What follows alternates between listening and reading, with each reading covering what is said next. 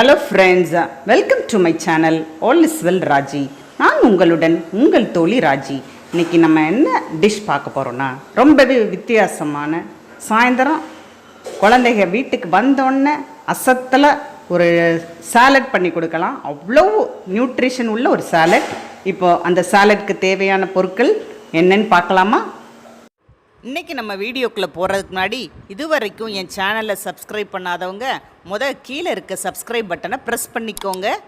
அப்போனா தான் நான் அப்லோட் பண்ணுற வீடியோஸை நீங்கள் மிஸ் பண்ணாமல் பார்க்க முடியும். கூடவே பக்கத்தில் இருக்க பெல் சிம்பலையும் ப்ரெஸ் பண்ணிக்கோங்க.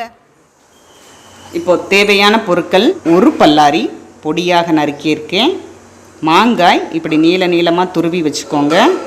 இது ஒரு அரை மாங்காய், இங்கே பெரிய மாங்காய், அதை துருவி வச்சுருக்கேன். தாளிப்பதற்கு கடுகு, வத்தல், கருவேப்பிலை, அப்புறம் பட்டாணி ஒரு 2 சவுண்டு இல்லைன்னா 3 சவுண்டு வேக வச்சு எடுத்து வச்சுருக்கேன். லைட்டாக உப்பு போட்டு வேக வச்சு எடுத்துக்கோங்க. முந்தின நாள் நைட்டே ஊற வச்சிடணும். காலையில் வேக வச்சு எடுத்து வச்சுருக்கு 3 சவுண்டு. அடுத்தது ஒரு காமூடி தேங்காய் நீள நீளமாக துருவிக்கலாம். நான் இன்றைக்கி பூவாக துருவியிருக்கேன், ஆனால் நீள நீளமாக துருவினாலும் துருவிக்கலாம் அந்த மாங்காய் மாதிரியே.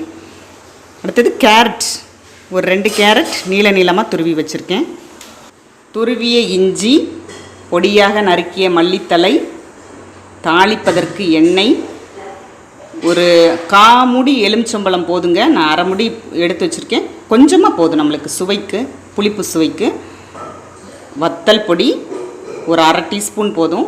உப்பு தேவையான அளவு. காயம். இப்போது இந்த பட்டாணி இருக்குல்லங்க, இந்த பட்டாணி நம்மளுக்கு தோலில் கால்சியம், இரும்பு சத்து அதிகமாக இருக்குது. அதனால் தோலை நீக்காமல் சாப்பிடணும். இதில் மாவு சத்து, சோடியம், பொட்டாசியம் போன்ற எண்ணற்ற சத்துக்கள் இருக்குங்க. எல்லாருமே சாப்பிட்லாம். ஆனால் வாயு பிரச்சனை உள்ளவங்களும் ஜீரண சக்தி கம்மியாக இருக்கவங்களும் இதனை எடுக்காமே இருக்கிறது நல்லதுங்க. பார்த்திங்கன்னா இது மாங்காயில் விட்டமின் சி ரொம்ப அதிகமாக இருக்குது. ஆனால் இதுவுமே நெஞ்செரிச்சல், இந்த நம்ம தொண்டையில் கரகரப்பு உள்ளவங்கலாம் இதை தவிர்த்துறது நல்லது. ஆனால் விட்டமின் சி ரொம்ப இருக்குது. இது கல்லீரலுக்கு ரொம்ப நல்லது. இதே மாதிரி தேங்காயோட பெனிஃபிட்ஸ் தெரியும். தாய்ப்பாலுக்கு நிகரானது. நம்மளோட கேரட் கண்ணுக்கு நல்லது, மேனிக்கு நல்லது. இப்படி எல்லா இன்க்ரீடியன்ஸும் மொத்த நியூட்ரிஷன் பேக்காக இருக்குது. இதை வச்சு ஒரு சிம்பிள் சாலட்ஸ் எப்படி பண்ணலான்னு பார்க்கலாம். இப்போது கடாயில் எண்ணெய் சூடாயிடுச்சு. நம்ம கடுகு, உளுந்தம்பருப்பு, வத்தல், கருவேப்பிலை இந்த இதெல்லாம் போட்டு தாளிச்சுக்கலாம். நல்லா பொரியட்டும். இதோடய கொஞ்சம் காயம் தட்டிக்கலாம். ஏன்னா பட்டாணி கொஞ்சம் கேஸ் பிரச்சனை உள்ளவங்களுக்கு நல்லதில்லை, அதனால தான் காயம் சேர்த்துக்கிறோம். இப்போ காயம் பொரியுது, கடுகு வெடிக்குது.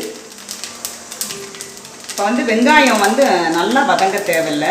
நம்ம லைட்டாக போட்டு ஒரு இது பண்ணாலே போதும். பொரிஞ்சிடுச்சு. இப்போது நம்மளோட வெங்காயத்தை தட்டிக்கலாம்.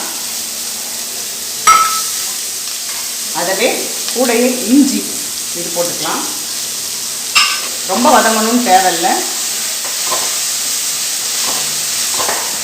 அது கூடயே நம்ம மாங்காவை போட்டுக்கலாம். வெங்காயம் வதங்கணும்னு தேவையில்லை, கொஞ்சம் லைட்டாக பச்சை வாசனை போனால் போதும். அது கூட நம்ம மாங்காவை போட்டுக்கலாம். ஒரு 2 நிமிஷம் தாங்க, 2 நிமிஷம் வதங்கினா போதும். அதோடையே நம்ம பட்டாணி,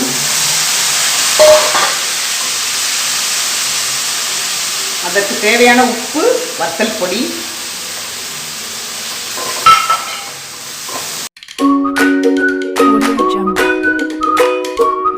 துருவிய மல்லித்தலை, தேங்காய், கேரட்ஸ். இது ஒரு சாலட்ஸ் தாங்க.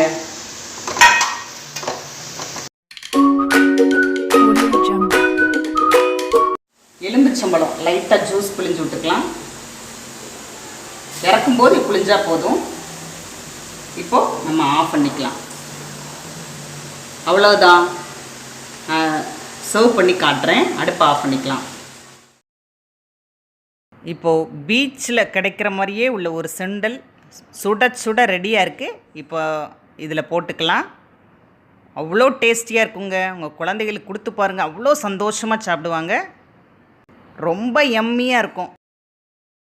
என்னோடய வீடியோஸ் பிடிச்சிருந்ததுன்னா லைக் பண்ணுங்கள், ஷேர் பண்ணுங்கள், சப்ஸ்கிரைப் பண்ணுங்கள். கூடவே பக்கத்தில் இருக்க பெல் பட்டனையும் ப்ரெஸ் பண்ணுங்கள். ஏதாவது டவுட்ஸ் இருந்ததுன்னா கீழே உள்ள கமெண்ட் செக்ஷனில் கேளுங்க, நான் பதில் போடுவேன்.